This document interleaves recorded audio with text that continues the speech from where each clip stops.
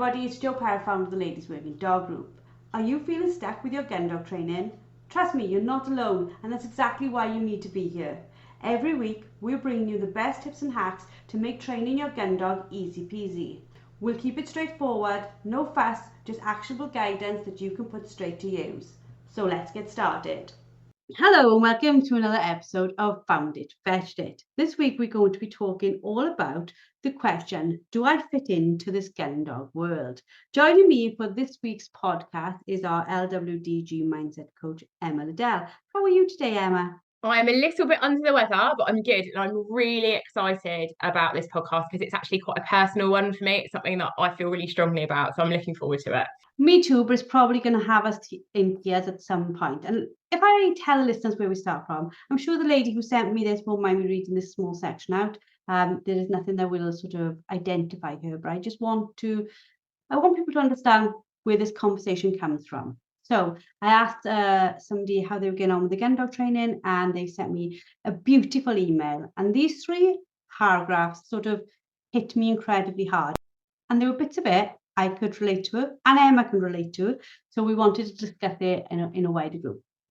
So the paragraph said, I don't fit into this gun dog world. I don't have a family background. I don't have much money. I don't have all the gear. I don't have the right clothes. I don't have the best equipment. I don't talk posh. I don't drive a big enough car to fit a fancy home-like transit crate in the back of my boot.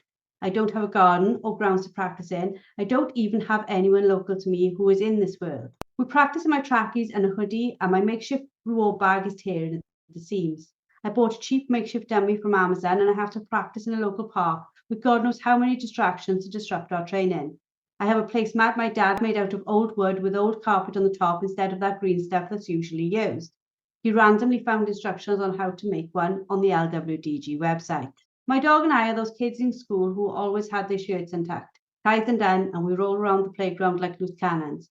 We may not look the part, but when we get into the classroom, we do switch on. We're the wild card people should bet on. We may not look like we should be any good, but we do our homework and it's paying off. Now, the rest of the email is just as beautiful, but when I read it, it absolutely broke my heart, because to think that we have amazing ladies who work incredibly hard, who feel that they don't fit into this gun dog world, I felt like there was a gap in my delivery, my content, to help other people realize you do fit. How do you feel, Em, like after I read it to you for like the second time? It's really emotional. It's a really emotional thing because we are, and I always refer to us as a tribe, we're a tribe of women that are really inclusive and we're really passionate about kind of gun dogs, training dogs in general, and just the whole lifestyle of what that is and the amount of effort that it takes. And when I use the word lifestyle, I understand for a lot of people that brings up a connotation, doesn't it? It brings up a connotation of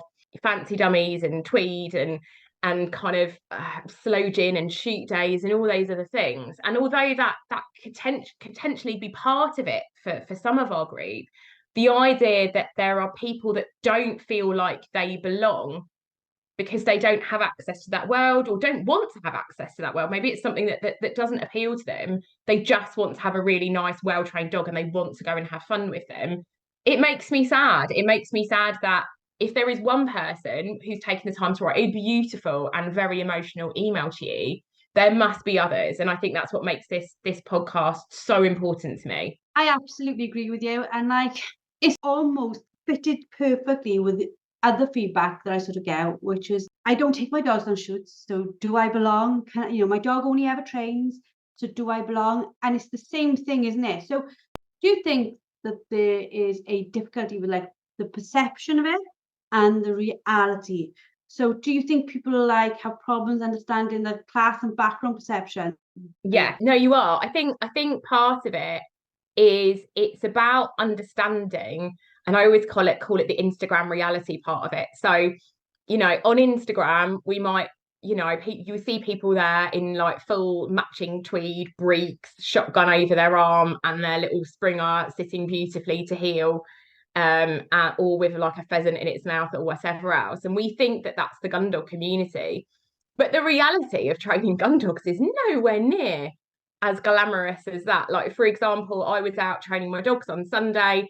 It was raining. I had no makeup on. my hair was a mess, I was ill, I wasn't wearing any form of fashionable clothing in any way, shape, or form. If someone had seen me, I think they'd probably think that I'm part feral. Um, and that is the reality of gun dog training. Like every day, that's what gun dog training is. You know, it isn't glamorous. It's actually blooming hard work. And I think that's probably why a lot of us like it.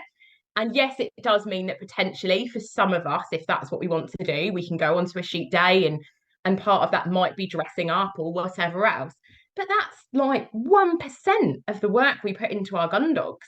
That's not anywhere near. And for some of us, those shoot days don't come because either we don't want them, it's not something we have access to, but that doesn't mean we're any less of a gun dog trainer in any way, shape, or form.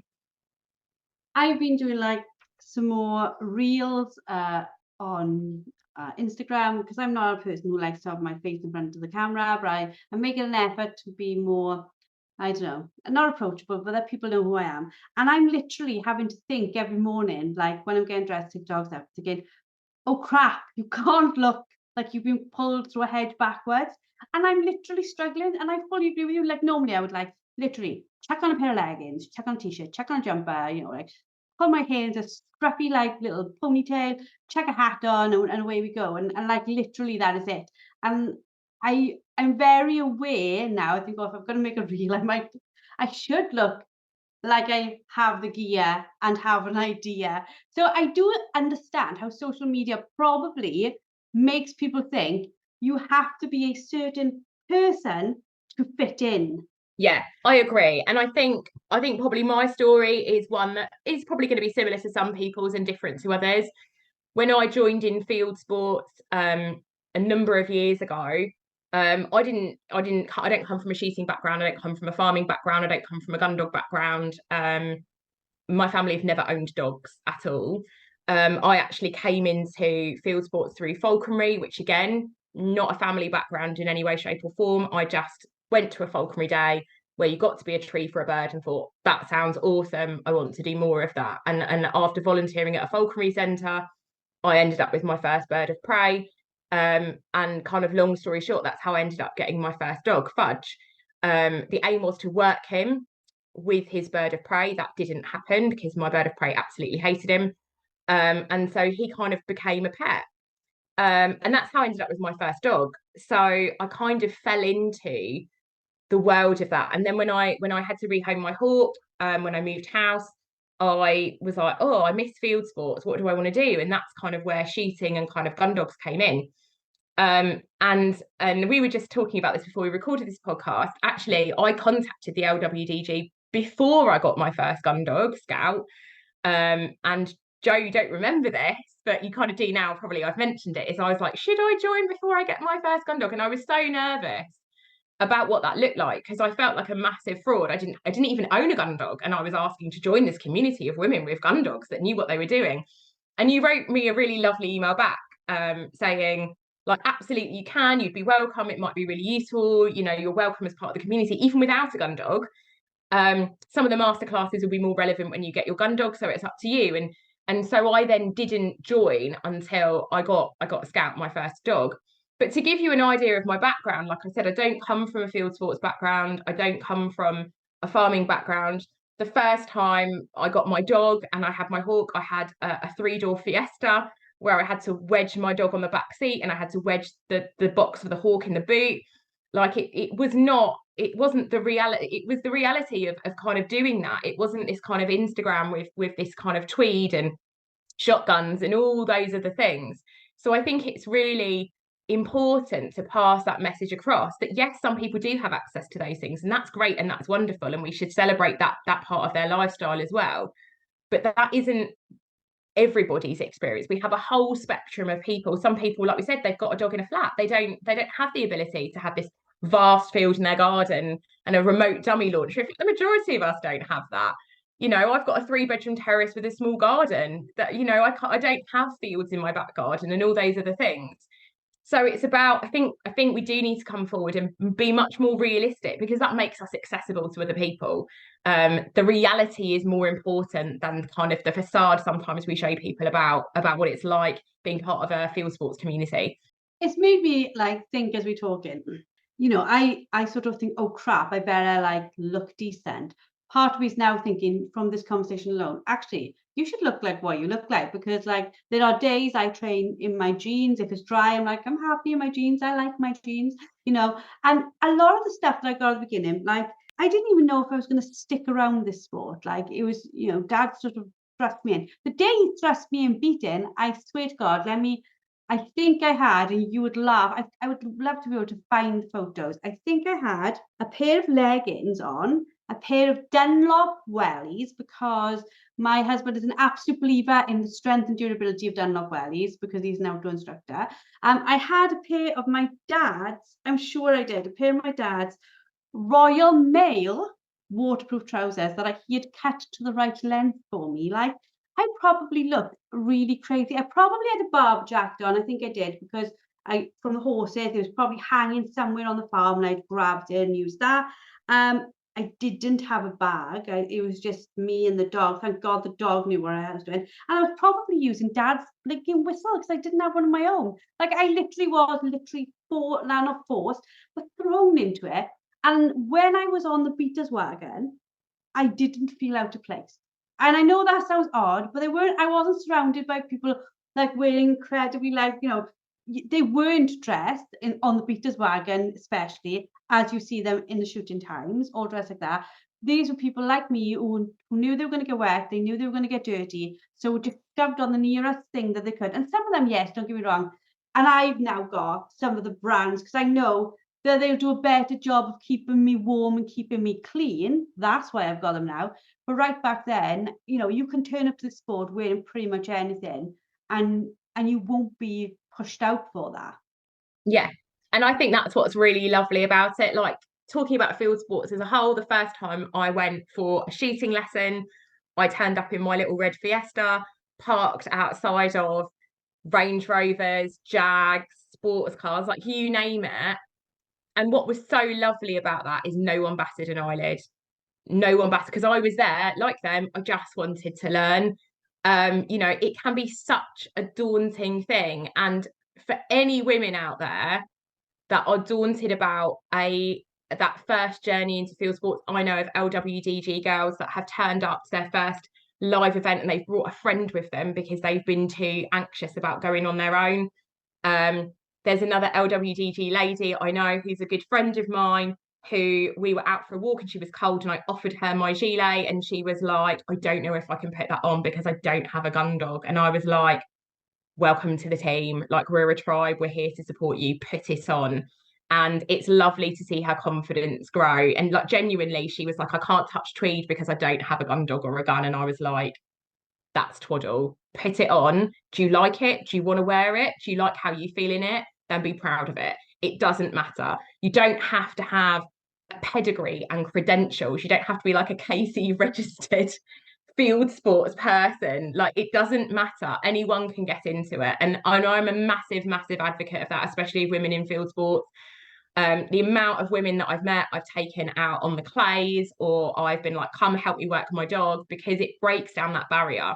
And I think for those of us who do have the confidence, and there's some of us in this group that absolutely do, we kind of owe it to other people to be ambassadors for our sport and for what we think is really important. So even if you reach out to one other member and say, come and help me with my dog, or let's group up, there's a couple of us that train our dogs together and commiserate with our dogs together. If there's ever a woman that wants to come out and go clay shooting, I will absolutely take you there, because I wish I'd had that when I got into field sports. And I was very lucky that I had some of the self-confidence to do that and to stand up to people. And I'm sure there's some experiences that I'll go into in a bit, which were really hard, where I had to stand up for myself. That if I can pave the way to make it easier for other women to stand there in their tracksuit bottoms with that one dummy that they've got, great, fantastic. Like, one of the things that I say to people is, like, I bought my first pair of breeks this year for shooting because I felt like, oh God. And that's because I've been invited onto a syndicate day and I didn't have a pair, and I got them for £25 off Vinted because I don't want to spend £150 on some tweed. So there are affordable ways of getting into it. The amount of stuff I hand over to other women, like even if it's harnesses, dummies, whatever else, we should be ambassadors to each other to help each other find that path into field sports, whatever that looks like for you. For some people, that will be on the shooting line. For some people, it'll be on the beating line. For some people, it'll be in the park with a dummy. And that's all they want to do. And that's great. And that should be respected as well. It's wherever you want that journey to go. We can't be like naive. There are stereotypes and they do fit in certain places. Like, for example, like you said, you're going to a set day, you are going to need to look and behave a certain way. And that's the world over. If you go into an office, you are meant to look a certain way. So it is there, so we can't pretend it's not there. But what we can say is, okay, you can work towards that if that's something that you want, and that's great. But it doesn't matter if you're over here looking like this on other days. Yeah, absolutely. Like, so I like that community. I love a bit of tweed. Like, I genuinely love a bit of tweed. I like a bargain of tweed even more, because it's very expensive. But that doesn't mean I wear it all day in, day out. And you'll speak to a lot of the LWDG, most of the stuff we've got is secondhand. We've passed it on to each other. We've got it off the Facebook marketplace. We've got it from other places, because there's some amazing stuff you can get for kind of really cheap, if that's what you want to do. For some people, that's just not how they feel comfortable. They want to be comfortable in a tracksuit bottom. They want to be comfortable in their, I don't know, leggings from Matalan and a t-shirt, and that's cool too. You don't have to have a set level of credentials or background to be welcome in our sport. And I think the more, absolutely, for me, I like the tradition, so I like that side of it, but that's not for everybody, and that's cool too. Like, I'm very open that, again, and this is a whole nother debate, and we could probably do a whole nother podcast about it. So I work my dogs and I shoot and I go out beating and I'm vegetarian. And that's a hugely conflicted thing for some people. Some people are listening to this going, oh, that doesn't make any sense. But you know what? I've been welcomed into the community for that. Like, I'll have really big debates about it. It just makes me different. It doesn't mean that I'm not valid in going out and doing what I do. You know, and if you want to have a debate about that, we can do a whole nother thing about what that looks like. But it's about being authentic to who you are and doing what you feel comfortable with, as long as you're not holding yourself back going, I wish I could do that, but I feel like there's a block there. Because I would honestly say, reach out to me, reach out to any of the other ladies, and let's help you overcome that block. Because if there's things that you want to achieve in the world of field sports, that block doesn't need to be there. I think we definitely need to each look at how we show people that we are approachable and how we show people that our sport is inclusive. Because, like, when I read that, honestly, like, I would have said all day long that we put forward a very inclusive appearance, because we are, but it made me think, how do we do more? You know, so where do you think individuals can, like, take steps to break down the barriers and to help people feel more happy in our environment? But also the other way, what steps can people who don't feel happy in the environment yet take to get to us, you know, for us to meet in the middle somewhere? I think part of it is the people that are confident need to make sure the door is open, and understand that for some people, although the door is open, it's harder for them to come to it. And for the people that are maybe struggling or feeling like they don't fit in, my question is always, why can't it be you? Because I was that person when I first came into field sports. I felt like a massive fraud with my little red Fiesta and my non-working but working kind of breed Gundog that didn't want to work with my hawk.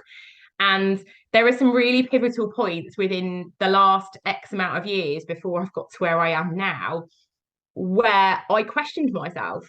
Like, the first time I bought a Gundog training vest, it was a lot of money. They're not cheap. And I was like, oh, but that's what the professionals wear, and I'm not a professional. And it took a lot for me to overcome that and go, no, it's not. It's just because it's useful. Like, I've got a lot of dummies that I need to store somewhere, and carrying them around does not work for my dog. So for me, that was a really big block.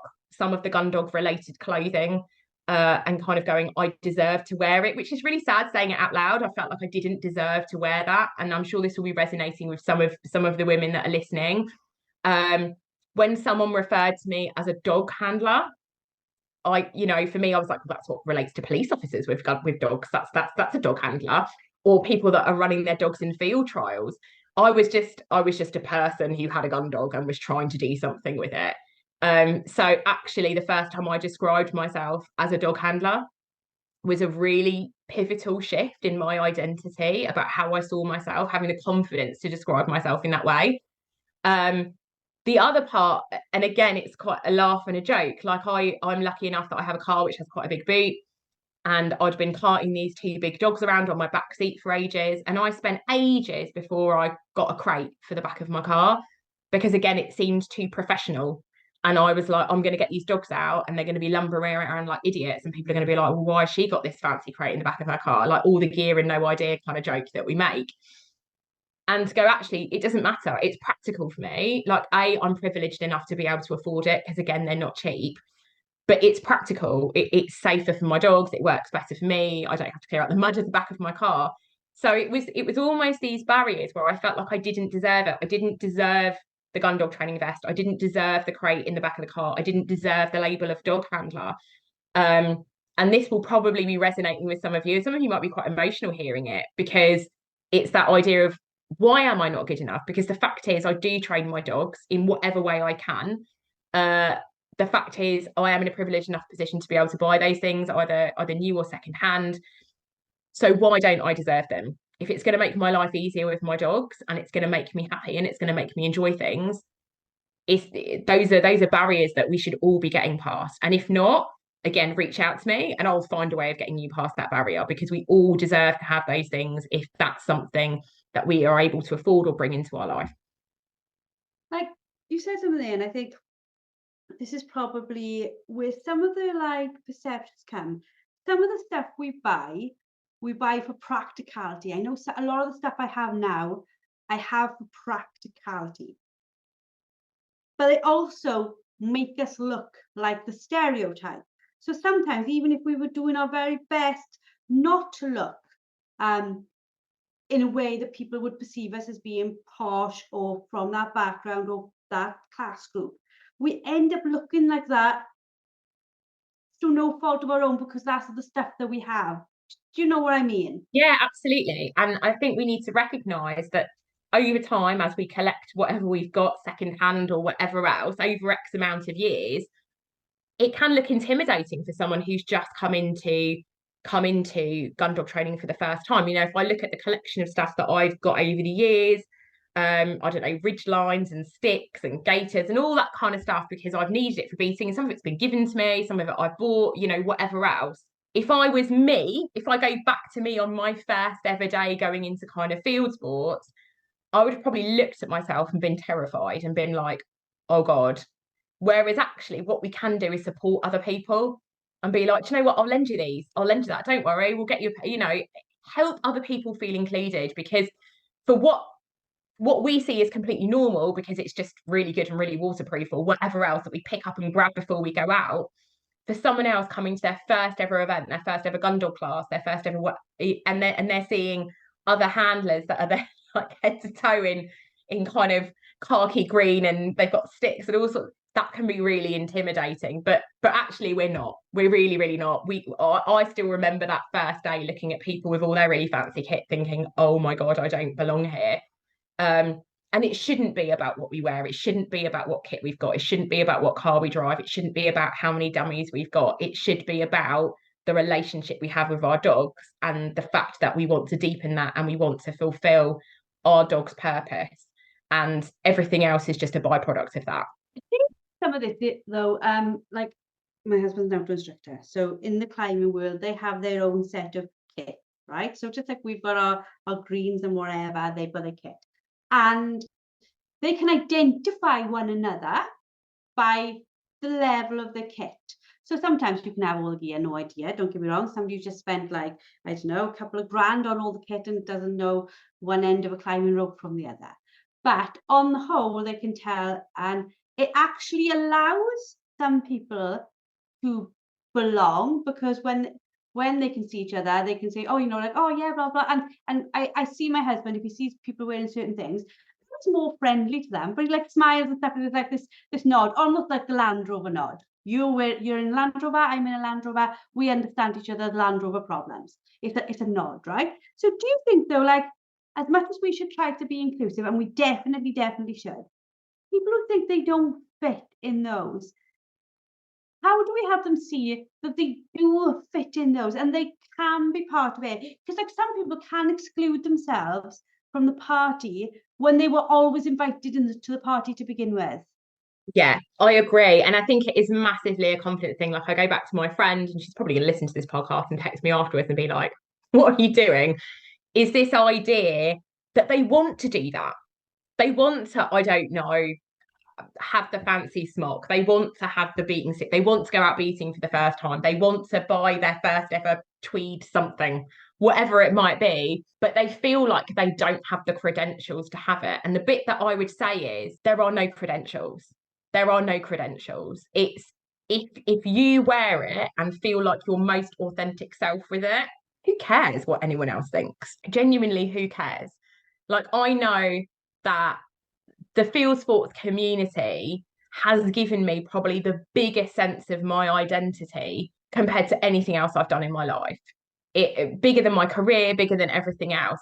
When I am wearing those clothes, doing those things, doesn't matter how old the clothes are, it doesn't matter if they're falling apart or the second hand or whatever else, when I'm working my dog, that's when I feel my most authentic self.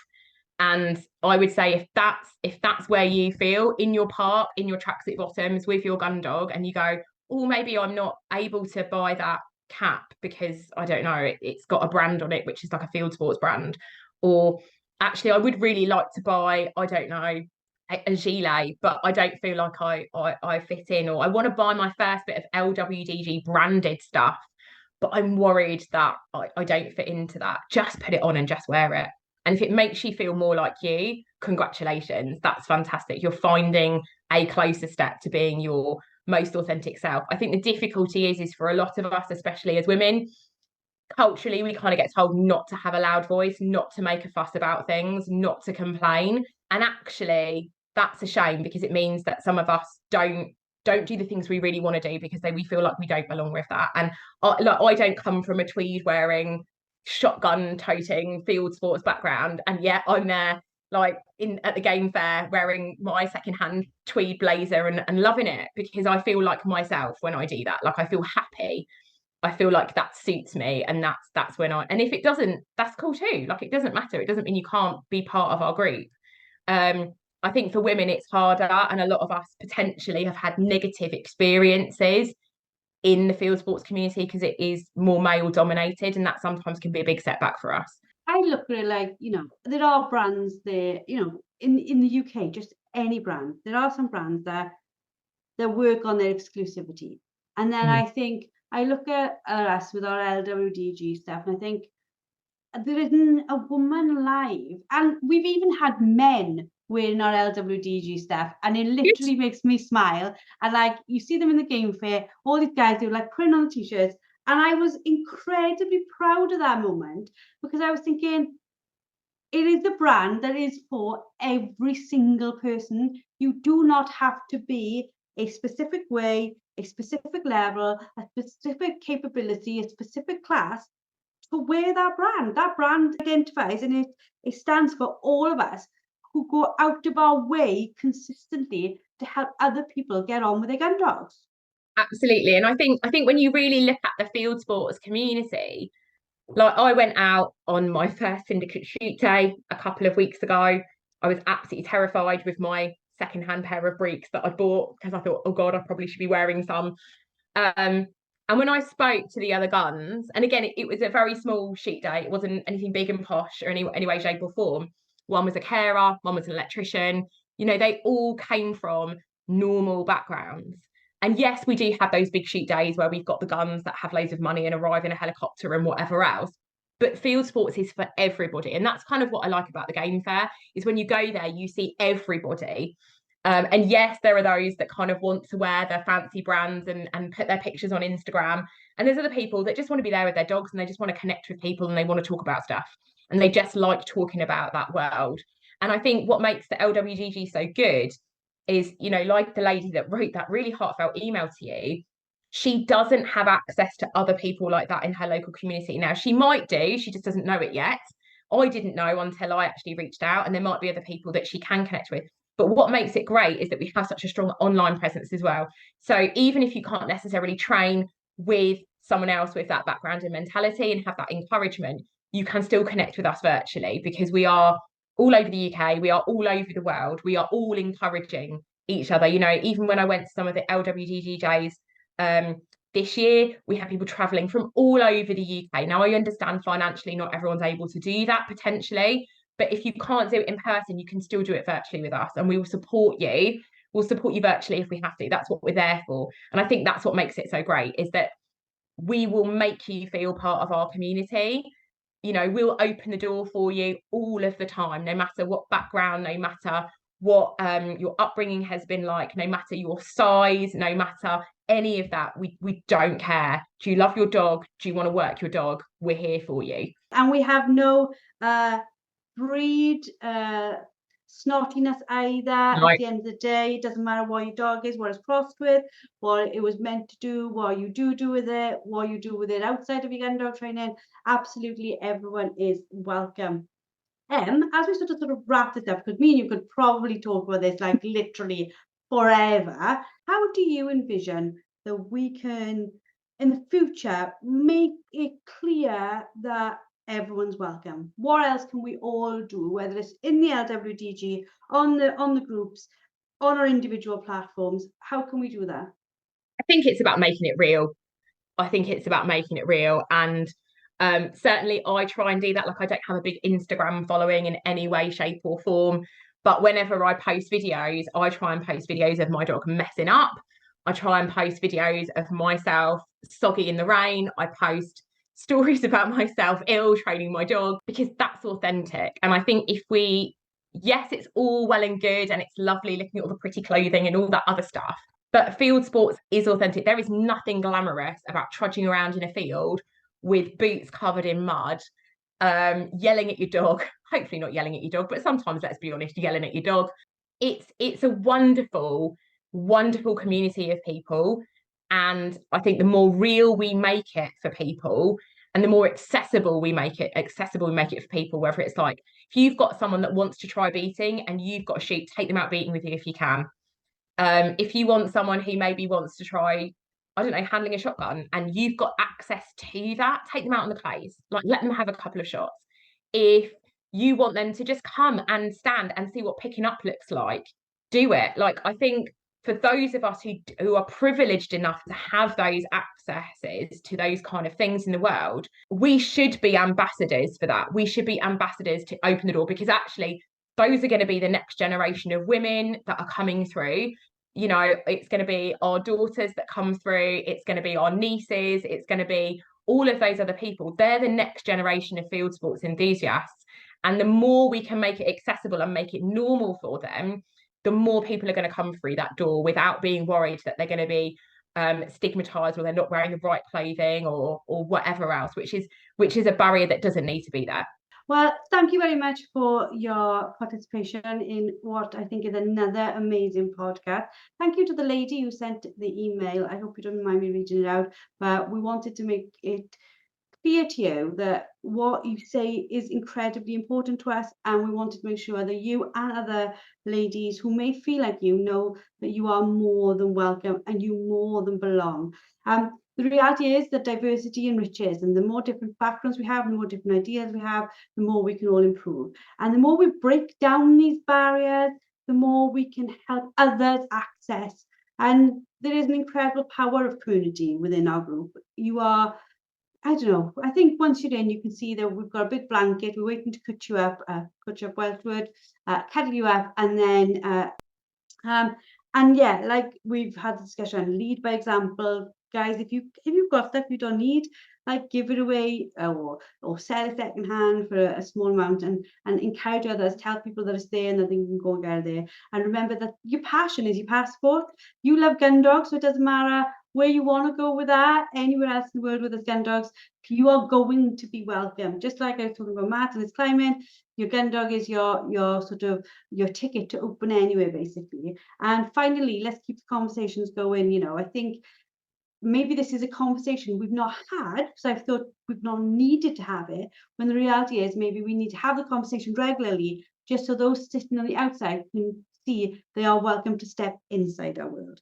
So let's keep moving forward together, continue to build an incredibly diverse community, and we shall see you all next week. That's it for today's episode. A massive thank you for tuning in. Don't forget to head over to the LWDG and sign up for our membership. Get access to expert-led training, a wonderfully supportive community, and the resources you need to become a confident and skilled gun dog trainer. Let's take this journey together, because no woman should have to train her gun dog alone. We'll see you all next week.